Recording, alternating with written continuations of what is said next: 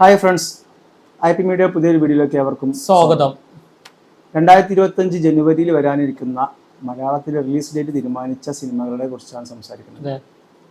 9-ാം തീയതിയാണ് വരുന്നത് രേഖാചിത്രം. നമ്മൾ ആസിഫ് അലി, അനശ്വരാജൻ തുടങ്ങിയൊരു കേന്ദ്ര കഥാപാത്രങ്ങൾ എത്തുന്ന മൂവിയാണ്.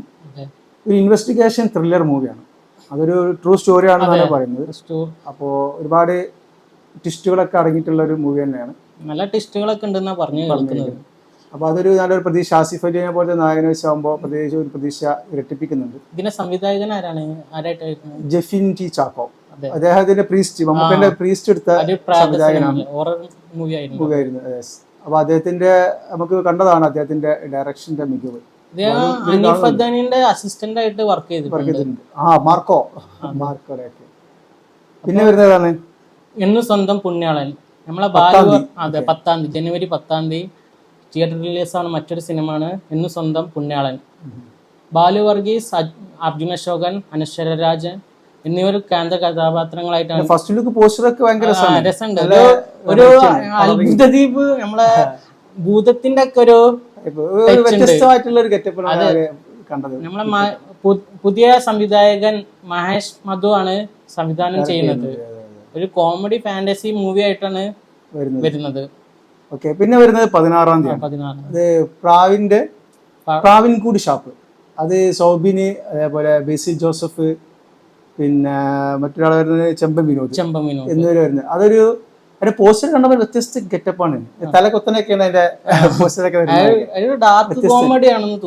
ഇൻവെസ്റ്റിഗേഷൻ ഡാർക്ക് കോമഡി ടൈപ്പാണ് മൂവി വരുന്നത്. ബേസിലൊക്കെ ഒരു പോലീസ് വേഷത്തിലൊക്കെ പോസ്റ്റർ കണ്ട്. അതേപോലെ സൗബിനൊക്കെ ഭയങ്കര ഗെറ്റപ്പാണ്. അത് ഒരുപാട് പ്രതീക്ഷ നൽകുന്ന ഒരു മൂവി തന്നെയാണ്.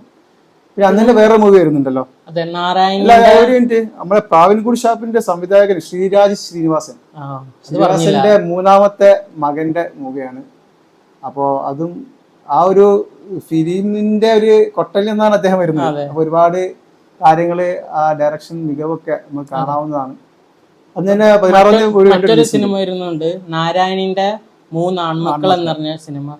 ജോജോ ജോർജ്, സുരാജ് വെഞ്ഞാറമൂട്, അലൻസിയർ എന്നിവർ കേന്ദ്ര കഥാപാത്രങ്ങളായി ആക്കുന്നതാണ്. ഇതൊരു നവാഗത സംവിധായകനാണ് സംവിധാനം ചെയ്യുന്നത്. ശരൺ വേണുഗോപാൽ എന്ന നവാഗതനായ ആളാണ് ചെയ്യുന്നത്. ഇത് അതൊരു ഫാമിലി കോമഡി മൂവി ആയിട്ടാണ് വരുന്നത്.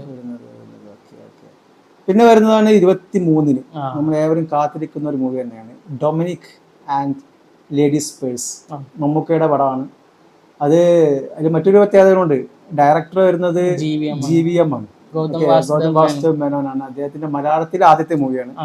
തമിഴിൽ അദ്ദേഹത്തിന്റെ ഡയറക്ഷന്റെ സിനിമകളൊക്കെ നമ്മൾ കണ്ട് ത്രില്ലടിച്ച ഒരുപാട് സിനിമകളുള്ളതാണ്. മമ്മൂക്കുണ്ട്, അതേപോലെ ഗൗതം സുരേഷ്, ഗൂഗിൾ സുരേഷ്, ലെന സിദ്ദീഖ് തുടങ്ങിയിട്ടുള്ള താരനിരയുണ്ട്. അത് ഇതുപോലെ ഒരു ഇൻവെസ്റ്റിഗേഷൻ ടൈപ്പ് മൂവിയാണെന്നാണ് കോമഡി. ഷെർലക് ഹോംസിന്റെ ഒക്കെ ഒരു ഇൻസ്പയർ ചെയ്തിട്ടുള്ള ഒരു മൂവിയാണ് പറഞ്ഞു കേൾക്കുന്നത്. ഡൊമിനിക്കിന് ഫസ്റ്റ് പോസ്റ്ററൊക്കെ നല്ല രസമുണ്ട് കേട്ടോ. പിങ്ക് ലേഡീസിന്റെ ഒരു ടച്ചുള്ള ഒരു ഇതായിരുന്നു. പെരുമത്തിലുണ്ട് ലേഡീസ് പേഴ്സൺ, അങ്ങനത്തെ എന്തോ ഒരു ടൈപ്പ് മൂവിയാണ് വരാൻ പോകുന്നത്. മമ്മൂക്കാനെ വെറുതെ ഒരു സിനിമ എടുക്കൂല. മമ്മൂട്ടി കമ്പനിയാണ്. അതെ, നിർമ്മിക്കുന്നവരാണ്, മമ്മൂട്ടി കമ്പനിയാണ്. 6-ാമത്തെ സിനിമ. പിന്നെ 30-ാം തീയതി ലാലേട്ടന്റെ ഒരു മൂവി വരുന്നുണ്ട്, തുടരും എന്ന മൂവിയാണ്.